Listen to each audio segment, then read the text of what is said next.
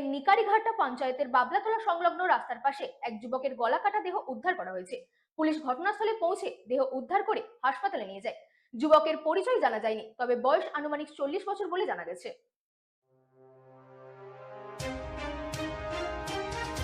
ক্যানিংয়ের নিকারিঘাটা পঞ্চায়েতের বাবলাতলা সংলগ্ন রাস্তার পাশে এক যুবকের গলা কাটা দেহ উদ্ধার করা হয়েছে। শুক্রবার সকালে স্থানীয়রা এই ঘটনা দেখতে পেয়ে ক্যানিং থানার পুলিশকে খবর দেয়। পুলিশ ঘটনাস্থলে পৌঁছে দেহটি উদ্ধার করে হাসপাতালে নিয়ে যায়।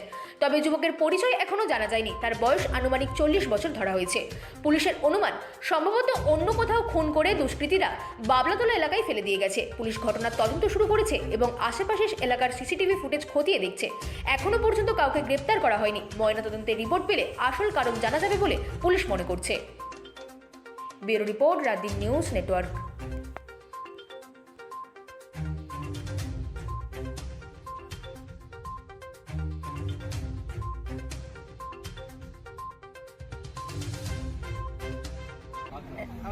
চেনা গেছে এখানকার লোক কি? মানে কতক্ষণ পড়েছিল? সবে এসে দেখলাম, সকালে এসে দেখছি যে গোলা কেটে পড়ে আছে। কি নাম আপনার? মালেক গাজী। এই জায়গাটার নাম কি? এটা তো বাংলা রাস্তা বলে।